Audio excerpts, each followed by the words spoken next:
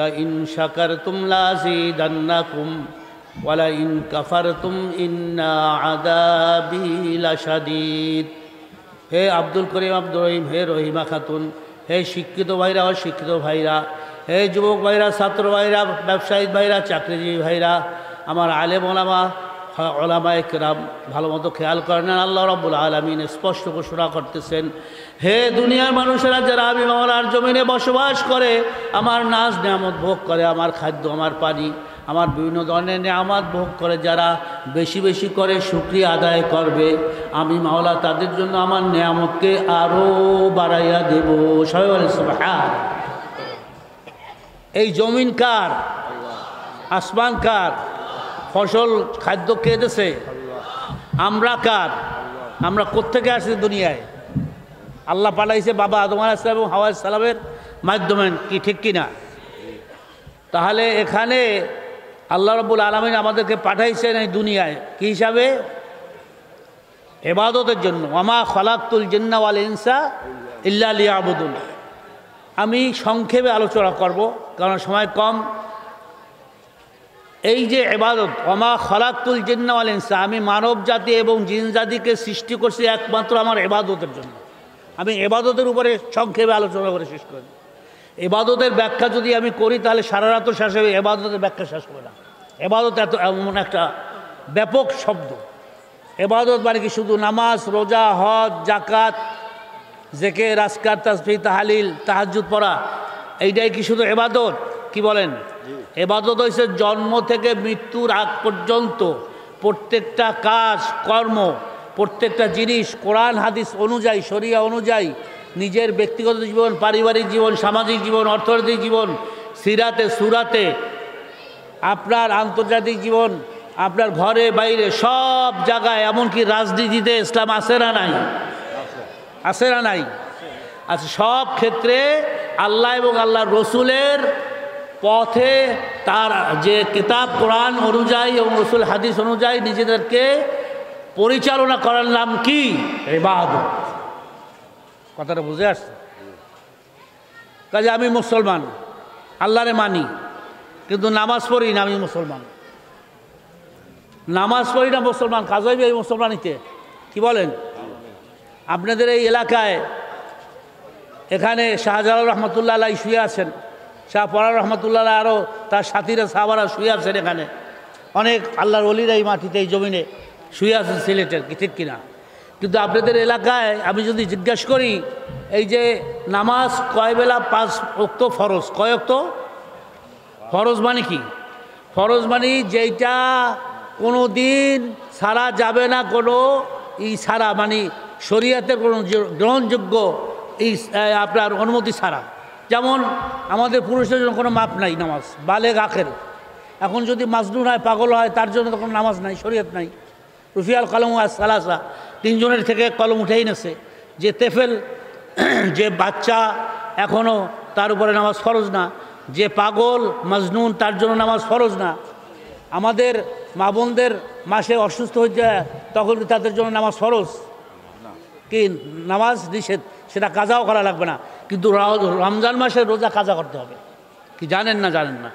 এখন আমি স্পষ্ট ঘোষণা করতে চাই, আপনাদেরকে জানতে চাই, এই আল্লাহর ওলির জমিনে আপনারা যারা মুসলমান আমরা আছি, 5 ওয়াক্ত ফরজ নামাজ কয়জনে পড়ি? শতকরা কয়জনে নামাজ পড়ি হুজুর? 10 জন 20 জন। হুজুর বলে 25-এর বেশি হবে না। তাহলে 75 জন ধরলাম মুসলমান নামধারী নামাজ পড়ে না। কেন পড়ে না?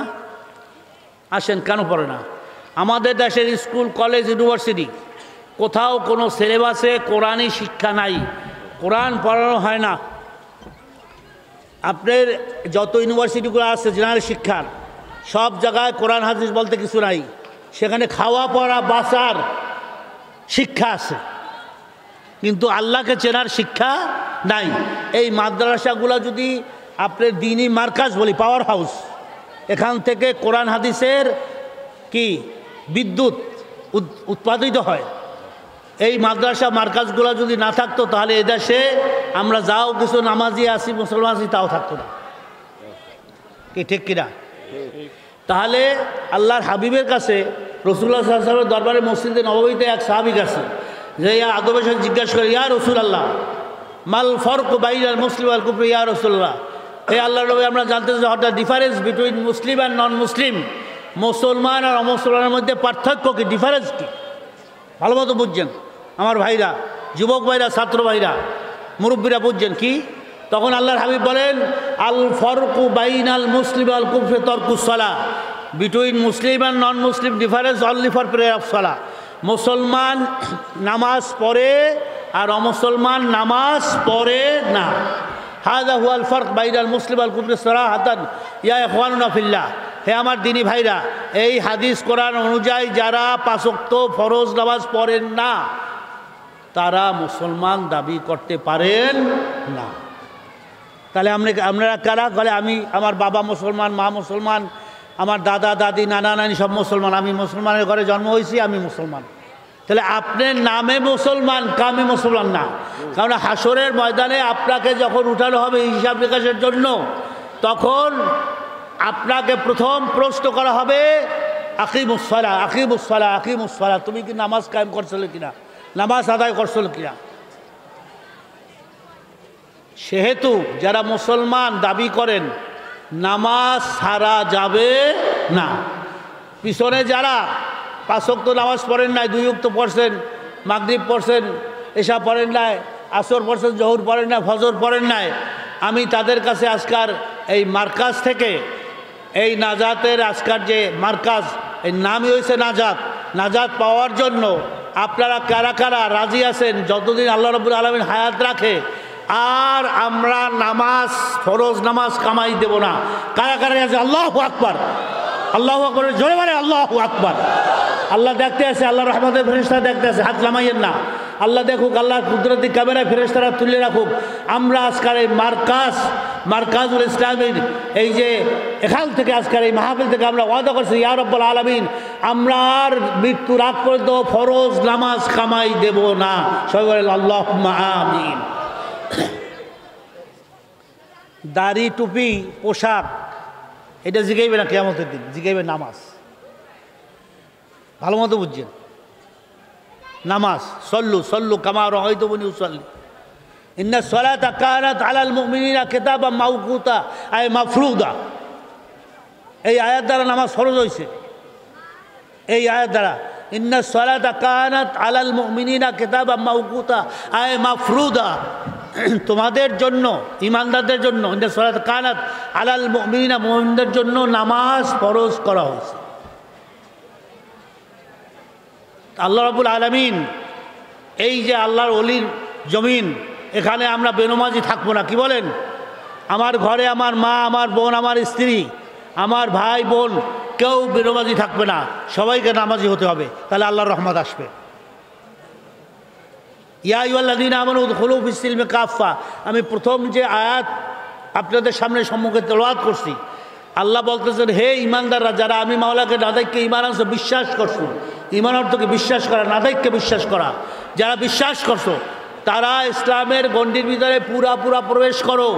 আফাতুমিনুনা বিবাযিল কিতাব ওয়া তাকফুরুনা বিবায, তোমরা কি কোরআনের কিছু আয়াতের উপরে ইমান আনছো আর কিছু আয়াতের উপরে ইমান আনো নাই?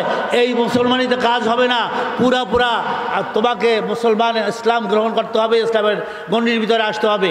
তাহলে নামাজও পড়বো, সত্য কথা বলবো, নামাজ পড়বো, মিথ্যা কথা বলবো, পরের হক ঠকাই খাবো, ভাই বোনের হক ঠকাই খাবো, কি এটা আমরা করবো কোনোদিন? বলেন করবো? একটা হচ্ছে দুইটা হক, একটা হচ্ছে হকুল্লাহ আর একটা হচ্ছে হকুল ইবাদ, একটা হচ্ছে আল্লাহর হক আর একটা হচ্ছে বন্দার হক। আমরা বন্দার হক কোনোদিন আমরা কি করবো না, ঠকাবো না, খাবো না। আমরা কোনো অসহায়কে কষ্ট দেবো না। পিতামাতার বিরুল ওয়ালিদাইন, আমরা পিতামাতার কি করব, খেদমত করব, তাদের দোয়া নেব। কিন্তু ইদানিং দেখা যায় এমন এমন সন্তান আছে পিতামাতার গায়ে পর্যন্ত তারা হাত দেয়। তাহলে এইটা কি? আমার সংক্ষেপ কথা, উদখুলু ফিস সিলমি কাফা। রাসূলুল্লাহ সাল্লাল্লাহু আলাইহি সাল্লাম, সময় কম, রাসূলুল্লাহ সাল্লাল্লাহু আলাইহি সাল্লাম তিনি 40 বছরের নবুয়ত পাইছেন। 40 বছরের নবুয়ত পাওয়ার পরে 13 বছর 13 সালা দাআলুল মক্কা ইলা তাওহীদ, আল্লাহর দিকে আল্লাহর হাবিব গোপনে প্রথম কত বছর? 13 বছর কি করছেন? কথা বলেন না কেন? দাওয়াত দিয়েছেন। তারপর ওমাকারুল্লাহ আল্লাহু খায়রুল মাকিরিন, আপনার এই মক্কাবাসী কুফাররা কি করলো, তারা কতলকে মুহাম্মদ সাল্লাল্লাহু আলাইহি ওয়াসাল্লামকে কতল করবে, তারা ষড়যন্ত্র করলো। আল্লাহর হাবিবকে আল্লাহ বললেন, দোস্ত আপনার জন্মভূমি মক্কা আপনার জন্য নিরাপদ নয়, আনতা তুহাজির মিন মক্কাতাল মুকাররমা ইলা মদিনাতুল মুনাওয়ারা, আপনি মক্কা শরীফ থেকে মদিনায় কি করেন, হিজরত করেন। কি এটা জানেন? 13 বছর হিজরত করার পর মদিনা শরীফে আল্লাহর হাবিব যুদ্ধে শরীক হয়েছে। উহুদ, বদর, খন্দক, তায়েফ, তাবুক, বিভিন্ন খয়বার, বিভিন্ন যুদ্ধে তিনি দান শহীদ হয়েছে, মাথা দিয়ে রক্ত পাইছে, মাইর খাইছে। কি মাইর খাইছে কি খাই নাই বলেন? রক্ত বাইরেছে, মাথা থেকে রক্ত বাইরেছে, দান শহীদ হয়েছে। তা আল্লাহর হাবিবের চাইতে বড় অলি আল্লাহ, বড় মুজাদ্দেদ কেউ পৃথিবীতে আসছে? আসবে? কথা বোঝেন না? আসবে? তা তিনি তো মসজিদে নববীতে বসিয়া দোয়া করতে পারতেন যে আল্লাহ সারা পৃথিবীর আপনি মুসলিমকে, হিন্দু, খ্রিস্টান, বৌদ্ধ, আপনি সবাইকে, ইহুদিকে মুসলমান বানাই দেন, ইমানদার বানাই দেন। কি উনি দোয়া করছে না যুদ্ধের ময়দানে যে জিহাদ করছে? যুদ্ধের ময়দানে জিহাদ করছে না করে নাই? তা যারা বলে যে ধর্মের জায়গায় ধর্ম আর আমার রাজনীতির জায়গায় রাজনীতি, এটা মিথ্যা, আপনাদেরকে ভুল বুঝাইতেছে। Islam is a code of complete life. আল ইয়াউমা আকমালতু লাকুম দীনাকুম ওয়া আতমামতু আলাইকুম নি'মাতি ওয়া রাদিতু লাকুম ইসলাম দীনা। ইসলাম ব্যক্তিগত জীবন থেকে পারিবারিক জীবন, সামাজিক, অর্থনৈতিক, রাজনৈতিক এবং আন্তর্জাতিক সব ক্ষেত্রে ইসলামী আইন আছে না নাই? তাহলে বাস্তবায়ন করবে কিনা আর এক কমাইশা না আমরা করব? আমরা করব। আগামী এই ডক্টর মোহাম্মদ ইউনূসের সরকার, এই অন্তর্বর্তীকালীন সরকার, ইনশাআল্লাহ আমরা আপনাদের কাছে ওয়াদা করতেছি, আমরা সমস্ত ইসলামী দল এক হয়ে আগামী নির্বাচনে একটা বাক্স ইসলামের পক্ষে দেব। আপনারা বিএনপি দেখছেন, আওয়ামী লীগ দেখছেন, জাতীয় পার্টি দেখছেন, এবার ইসলামী দলগুলোকে আল্লাহ এবং আল্লাহর কোরআনের আইনকে বাস্তবায়ন করতে চাই আল্লাহর জমিনে। আপনারা কারা কারা রাজি আছেন? আল্লাহু আকবার, আল্লাহু আকবার। আপনারা আওয়ামী লীগ সব দেখছেন, এবার ইসলামী দল এক হয়ে ইসলামের পক্ষে আমরা একটা বাক্স দেবো। ইসলামী আন্দোলন বাংলাদেশ, বাংলাদেশ খেলাফত মজলিস থেকে শুরু করে আপনার ওই নিজামুল ইসলাম বলেন, যত ইসলামী দল আছে সব মিলে আমরা এক হয়ে নির্বাচনে একটা সমঝোতার জন্য একটা বাক্স দেবো। আসুন, আল্লাহ রাব্বুল আলামিন এই জমিনকার, এই মানুষ আমরা, এই সমস্ত কিছু, সব খাদ্য, সব হাওয়া, যদি অক্সিজেন না থাকে 1 সেকেন্ড বাঁচতে পারবেন? হাওয়া যদি না থাকে 1 সেকেন্ড বাঁচতে পারবেন? হাওয়া যদি না থাকে। তাহলে আসুন আমরা শপথ করি, আর কোনো দিক নয়, আর কোনো মন্ত্রতন্ত্র নয়, একমাত্র তন্ত্র হয়েছে কোরআনের তন্ত্র। আমরা একটা স্লোগান দিতে চাই যে কোরআনের আলো সংসদে জ্বালো, ঘরে ঘরে জ্বালো, কই কাজ হবে না, সংসদে জ্বালো। সবাই বলেন, কোরআনের আলো সংসদে জ্বালো। বলেন সবাই, কোরআনের আলো সংসদে জ্বালো। ঘরে ঘরে জ্বালাই লাভ নাই, সংসদে জ্বালাই দিয়ে। কি সবাই রাজি আছি? আল্লাহ রাব্বুল আলামিন আমাদেরকে খাঁটি মুমিন মুসলমান বানাইয়া কবরে নেন। ওয়ালা তামুতুন্না ইল্লা ওয়া আনতুম মুসলিমুন। তুমি পীর, মুফতি, আলেম, চেয়ারম্যান, মেম্বার, মন্ত্রী সব হইছো, কিন্তু বান্দা তুমি এখনো মুসলমান হইতে পারো নাই। আল্লাহ রাব্বুল আলামিন আমাদের সবাইকে যেন মুসলমান হইয়া ঈমান নিয়ে কবরে যাওয়ার তৌফিক দান করেন। ওমা আলাইনা ইল্লাল বালাগ।